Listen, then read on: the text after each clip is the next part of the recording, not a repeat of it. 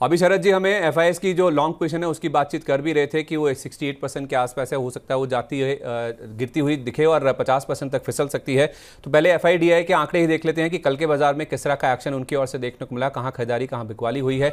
तो अगर आप एफआई और डीआईएस के ट्रेंड को देखेंगे तो डीआईएस की ओर से कल जो है 3137 करोड़ रुपए की खरीदारी होती हुई दिखी है, लेकिन विदेशी निवेशकों की ओर से 5130 करोड़ रुपए की बिकवाली होती हुई दिखी है। तो जैसा हमें शरद सर बता भी रहे हैं कि हायर लेवल्स पे जो लॉन्ग है वो अनवाइंड होते हुए दिख रहे हैं विदेशी निवेशकों की ओर से, और वो हो सकता है कि लॉन्ग अनवाइंडिंग अभी भी जारी रहे और वो 50% तक जा सकती है, जो कि 68% पर है। अगर आप ग्लोबल क्यूज भी देखें तो आज के लिए आपको अच्छे नहीं नजर आएंगे। इनफैक्ट कल हमने यूएस के मार्केट्स में बड़ी गिरावट देखी है, 500 अंकों से ज़्यादा का गोता हमने देखा डाउ जोन्स ने लगाया है, 1.25% के आसपास की गिरावट देखने को मिली। और वैसा ही कुछ रुझान हम देख रहे हैं कि आज एशियन मार्केट्स में भी देखने को मिल रहा है। चाइना के बाजार शंघाई में आप देखिए करीब 0.5% की कमजोरी है, हैंगसेंग 1.5% नीचे है, निकेई में एक समय 3% के आसपास की कमजोरी भी थी, अभी भी 1000 अंकों से ज्यादा की कमजोरी देखने को मिल रही है। 1.5% के आसपास कोरिया का बाजार कोस्पी भी आपको नीचे कारोबार करता हुआ ही नजर आएगा। तो ग्लोबल मार्केट्स काफी खराब हैं और उसमें यूएस की बड़ी भूमिका है, जहां पे आईटी शेयरों की काफी ज्यादा पिटाई हुई है। गेनर लूजर्स की बात करें तो उसमें अगर आप टॉप लूजर्स की बात करें तो फिनिक्स कल भी 4% के आसपास गिरा था, आज भी 4.5% के आसपास ही गिरावट, डाबर में 3.5%, बजाज फाइनेंस में नंबर्स का इंपैक्ट था, 2.5% के आसपास की कमजोरी देखने को मिली। और एफएमसीजी में मुनाफा वसूली हावी हो रही है, गोदरेज कंज्यूमर हो या फिर मैरिको, इनमें हम देख रहे हैं 2.5% के आसपास की कमजोरी के साथ ही आज कारोबार देखने को मिल भी रहा है। गेनर्स की सूची में अगर आप देखेंगे तो अवंती फीड्स तीसरा दिन लगातार है, आप देखें बजट के बाद जब ये स्टॉक परफॉर्म करता हुआ दिख रहा है। इनफैक्ट टॉप गेनर्स में शामिल है, आज भी 10% के आसपास का अपमूव है। एमएमटीसी कल 20% का ऊपरी सर्किट लगा था, उसके बाद आज फिर से 9% का अपमूव स्टॉक में देखने को मिला है। एससीसी कल भी गेनर था, 8.5% के आसपास की कमजोरी। और कावेरी सीड देखिए 8% की मजबूती यहाँ पे भी है, और बोरोसिल रिन्यूएबल्स इसमें 7.5% के आसपास का जो अपमूव है वो अभी फिलहाल देखने को मिल रहा है। अगर हम ग्लोबल हलचल की भी बात करें तो ग्लोबल मार्केट्स में अगर आप देखेंगे तो ग्लोबल मार्केट्स में हमने देखा कि कल भारी गिरावट के साथ ही हमने देखा क्लोजिंग होती हुई दिखी यूएस के मार्केट्स में, खासतौर पे S&P 500 ये हाईलाइट था कल के सेशन की। अगर आप बात करें दिसंबर 2022 के बाद सबसे बड़ी गिरावट जो है वो S&P 500 में देखने को मिली, यानी कि 1.5 साल की सबसे बड़ी गिरावट हमने देखी। और इसको लीड करे थे आईटी स्टॉक्स, नैस्डैक में भी हमने देखा भारी गिरावट देखने को मिली। और उसमें आप जो गिरावट हुई है अंदाजा इस तरह से लगा सकते हैं कि अमेरिकी बाजारों में कल उनका जो विक्स है, अमेरिका का जो विक्स है वो एक ही दिन में 22% के आसपास उछलकर कल के सेशन में उसकी क्लोजिंग देखने को मिली है। देखिए ये विक्स के आंकड़े आपके सामने है भी, 22.5% के अपमूव के साथ आप देख सकते हैं कि यूएस के विक्स में जो क्लोजिंग है वो देखने को मिली है। तो ये विक्स अपने आप में इंडिकेट करता है कि बाजार में जो वॉलेटिलिटी है, जो उतार चढ़ाव है, वो काफ़ी ज़्यादा देखने को मिल रहा है। अगर आप ग्लोबल हलचल में देखेंगे तो भारत जो है वो चीन की जो सोलर मिनरल्स कंपनीज हैं उनके ऊपर जो प्रतिबंध है वो हटा सकता है। ये कुछ और ग्लोबल साइड की खबरें हैं। और ग्लोबल साइड में खासतौर पे यूएस की अगर हम बात करें तो टेस्ला के जो कमज़ोर नतीजे आए थे उसके बाद से हम देख रहे हैं कि अमेरिकी मार्केट्स में गिरावट गहराती हुई नजर आ रही है। चौथा क्वार्टर लगातार है जब टेस्ला ने अपने जो नंबर्स हैं, जिस तरह से बाजार या एनालिस्ट उम्मीद कर रहे थे, उससे कमज़ोर साइड के नंबर्स ही डिलीवर किए हैं। इसके अलावा अमेरिका के पीएमआई के आंकड़े भी आए थे जुलाई महीने में। जो पीएमआई का आंकड़ा है वो 6 महीने के निचले स्तर पर आता हुआ दिखा है। अगर आप घरेलू हलचल की भी बात करें तो यहाँ पे भी काफ़ी ज़्यादा एक्शन देखने को मिल रहा है। अगर आप बॉन्ड मार्केट में देखें तो उतार चढ़ाव को रोकने के लिए जो एफआईएस का फ्लो है उस पर अब जो नियम है वो सख्त करते हुए दिख रहा है। बाजार में देखिए आप बीएससी को, जो रिसर्च एनालिस्ट की सुपरवाइजरी बॉडी है, वो बनाया गया है बीएससी को। तो उस लिहाज से ये बड़ा डेवलपमेंट है जो कि बॉन्ड मार्केट को लेकर यहाँ पे होता हुआ दिख रहा है। इसके अलावा अगर आप देखें तो आरबीएल बैंक में एक बड़ी ब्लॉक डील संभव है। बेरिंग की ओर से कुछ 4.25 करोड़ शेयर बेचे जा सकते हैं 226 रुपए के भाव पर। और टाटा मोटर्स भी आज एक्शन में, एक नमूरा की रिपोर्ट आई है, 4% के आसपास की मजबूती वहां पे भी देखने को मिल रही है। सर, ये जो बॉन्ड मार्केट में हम खबरें देख रहे हैं, बॉन्ड मार्केट को लेकर जो नियम है वो सख्त किए जा रहे हैं। पीएनबी गिल्ड्स एक बड़ा प्लेयर है जो कि इस पूरे मार्केट में ऑपरेट करता है। तो ये जो नियमों की सख्ती की जा रही है और बीएससी को जो रिसर्च एनालिस्ट बनाया गया है सुपरवाइजरी बॉडी का, इस डेवलपमेंट को आप कैसे देखते हैं पीएनबी गिल्ड्स के संदर्भ में? देखिए, अगर आप बॉन्ड मार्केट को इंडिया को देखें तो बहुत ही लिक्विडिटी बहुत कम है। अगर आप विजा वी यूएस मार्केट देखें तो bond as a investment option India में कंसीडर ही नहीं होता, जो कि जो कि बेसिकली एक बहुत ही सैड अफेयर है। अगर आप देखें तो अगर आप यूएस में देखें तो कितना थिक लिक्विडिटी रहता है बॉन्ड मार्केट में। जब कभी गवर्नमेंट बोरिंग देखिए 11 साढ़े 11 लाख करोड़ का गवर्नमेंट बोरिंग मुझे 3-4 साल से नंबर दिख रहा है संदीप जी। लेकिन इसके बावजूद भी क्राउडिंग आउट इफेक्ट है। अगर आप ब्रॉडर मार्केट में देखें तो जो लिस्टेड कंपनीज के बॉन्ड्स हैं वहां पर उतना लिक्विडिटी नहीं रहता है। तो ये सारी चीजें मुझे लगता है गवर्नमेंट अब कहीं ना कहीं कंसीडर करेगी आने वाले समय में, और इसके इसके इस सेक्टर में काफी कुछ काम होना बाकी है। मुझे लगता है यहाँ पर इसीलिए डेट फंड पे देखिए बहुत ज्यादा एक्सपोजर नहीं होता है क्लाइंट्स का। अगर आप म्यूचुअल फंड इंडस्ट्री में भी देखें तो यहाँ पर मुझे लगता है कि स्ट्रक्चरल रिफॉर्म्स आने वाले समय में देखने को मिल सकते हैं। ओके तो ये तो बात हुई बॉन्ड मार्केट की, जहाँ पे स्ट्रक्चरल रिफॉर्म्स देखने को मिल सकते हैं। आरबीएल बैंक की बात करें, आज 3.5% के आसपास ही कमजोरी के साथ कारोबार हो रहा है। एक ब्लॉक डील एक्सपेक्टेड है, यहाँ पे बेरिंग हो सकता है कि कुछ स्टेक बेच सकता है। 3.5% की कमजोरी में सर आरबीएल बैंक में क्या करना है?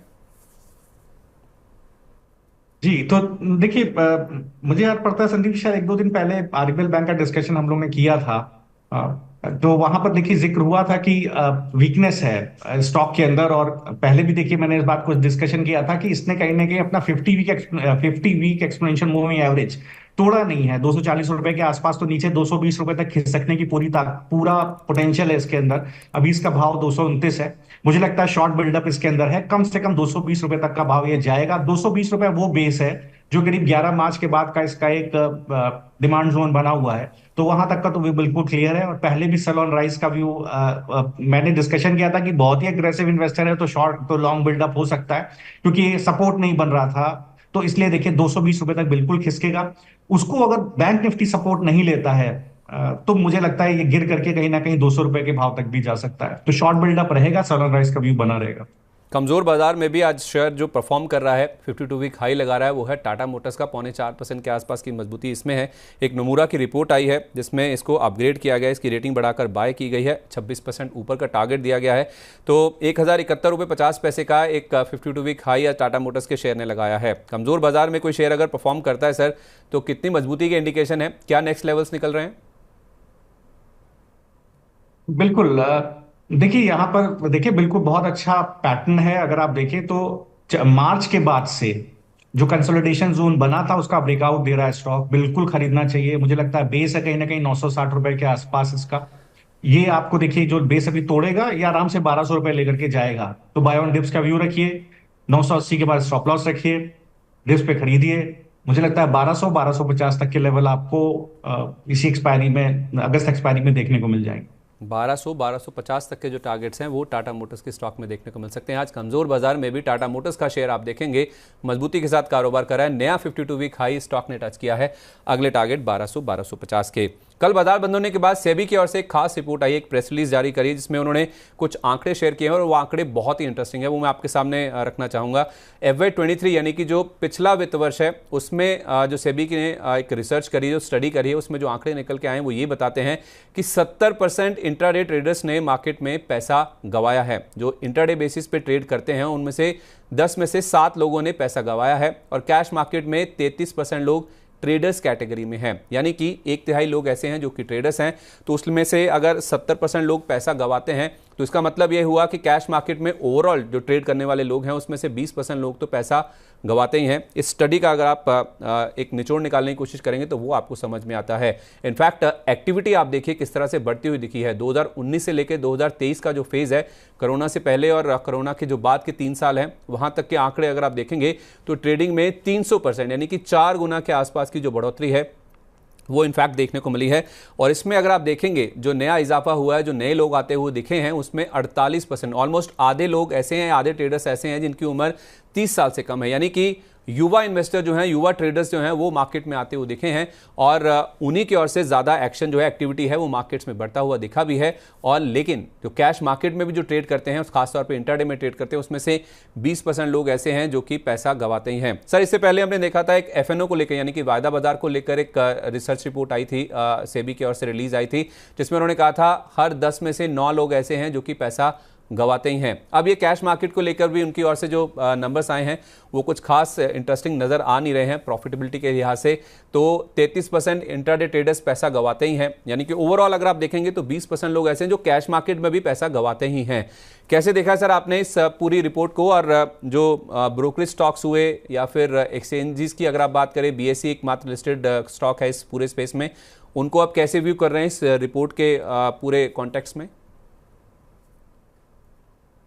देखिए संदीप जी, थोड़ा हार्श आंसर है इसका, बट अब जो है take it what it is, ठीक है, कॉल स्पेड स्पेड। नाउ देखिए क्या होता है कि अगर डॉक्टर कहीं ना कहीं अपने थिएटर में जाता है और उसके पास पूरा औजार है ऑपरेशन करने के, तो उसको सर्टिफिकेट की जरूरत नहीं है, वो ऑपरेशन कर रहा है। नाउ यहाँ पर वही वैसा ही कुछ है कि टेक्निकल चार्ट्स मौजूद हैं बाजार में, इजीली अवेलेबल हैं, आप उसको ले सकते हैं कुछ पैसा दे करके, और आपको कोई सर्टिफिकेट की जरूरत नहीं है। आप एक गैम्बलिंग करते हैं, रिस्क रिवॉर्ड आप प्रॉपरली अपना मैनेज नहीं करते, मनी मैनेजमेंट समझते नहीं हैं, आपको ये नहीं समझता है कि मनी मैनेजमेंट कैसे होना चाहिए, और आप ट्रेड करते हैं क्योंकि ब्रोकर्स के सॉफ्टवेयर पर भी इजिली अवेलेबल रहते हैं चार्ट्स, और चार्ट देखना बहुत आसान होता है। तो कहीं ना कहीं एक परसेप्शन बन गया कि अगर आपको चार्ट देखना आता है तो आप एनालिसिस अच्छा कर सकते हैं, आप पैसा बना सकते हैं, जो कि कहीं ना कहीं गलत है। बहुत कुछ फंडामेंटल डिस्काउंट होते हैं चार्ट्स पर, और एफिशिएंट मार्केट हाइपोथेसिस हमको इकोनॉमिक्स में सिखाती है कि सभी चीजें डिस्काउंटेड होती हैं। स्टॉक प्राइस के अंदर कुछ भी न्यूज हो, वो सारी कुछ स्टॉक प्राइस में डिस्काउंटेड होती है, जहां कहीं डिस्काउंट नहीं होती वहीं बड़े प्राइस मूव्स आते हैं।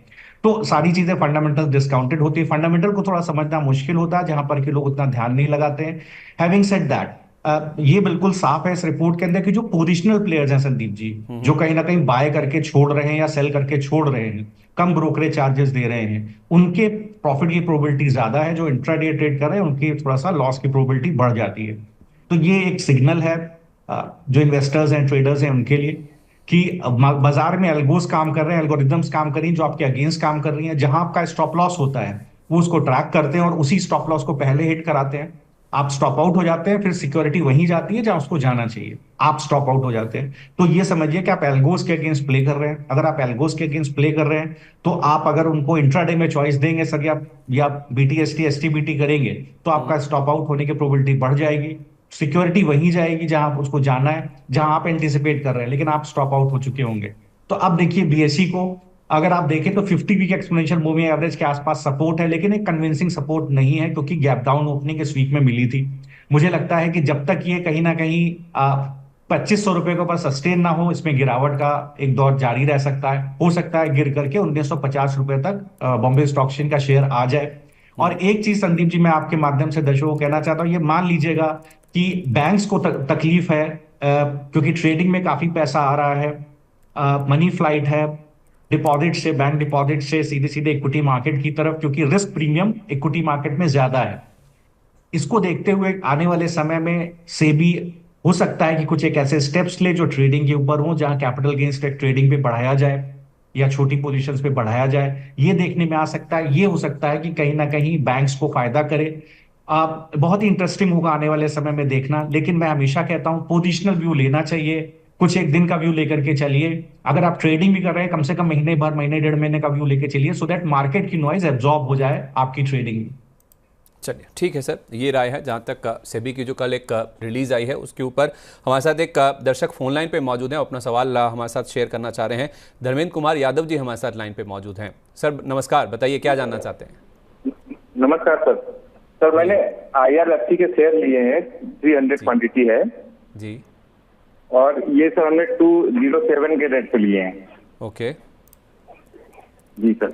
और सर मेरा 3 से 6 मंथ का नजरिया है, उसके हिसाब से मैं व्यू जानना चाह रहा था कि मैं रुकूं इसमें, होल्ड करूं या मतलब लॉस बुक कर लूं।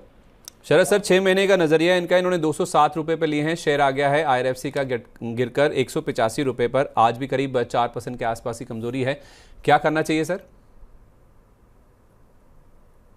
देखिए कई बार स्टॉक को लेकर के डिस्कशन हुआ है, परफॉर्मेंस में कहीं कोई दिक्कत नहीं है। अगर आप देखें तो कंपनी की नेटवर्क करीब 50,000 करोड़ से बढ़ती हुई लास्ट साल में दिखाई दी थी। रेवेन्यू बहुत अच्छा 26,000 करोड़ के आसपास का क्लॉक हुआ था, और आने वाले समय में भी ऐसा लगता है कि जो बोरोइंग है 50,000 करोड़ के आसपास का अप्रूवल रहेगा। ये सारी चीजों को देखते हुए लॉन्ग टर्म व्यू इंटैक्ट है, लेकिन 150 रुपए के आसपास एक स्ट्रिक्ट स्टॉप लॉस रखें। किसी भी वीक में अगर 150 रुपए का लो ब्रीच करे, अपनी पोजीशन काट दें, वहां तक बाय ऑन डिप्स का व्यू रखें। अगर ये सस्टेन हो जाता है 200 रुपए के ऊपर, अभी इसका भाव 185 है, तब आप सेफ रहेंगे अपनी लॉन्ग पोजीशन में। दोबारा ऊपर की तरफ 280 की तरफ जाएगा, लेकिन 200 रुपए पर बड़े शॉर्ट्स बने हुए हैं, तो 150 रुपए का स्ट्रिक्ट स्टॉप लॉस रखें वीकली चार्ट पे, मतलब फ्राइडे टू फ्राइडे देखें, रोज देखने की जरूरत नहीं है।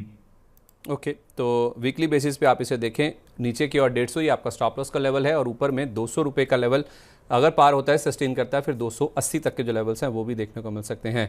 हमारे एक दर्शक हैं रोहित, उन्होंने अपना सवाल हमारे साथ शेयर किया है। उन्होंने 3 स्टॉक्स को लेकर अपनी राय पूछी सर। एक तो है सुजलॉन, दूसरा है HFCL और तीसरा है IFCI। वो जानना चाहते हैं कि इन तीनों स्टॉक्स में क्या फ्रेश एंट्री ले सकते हैं।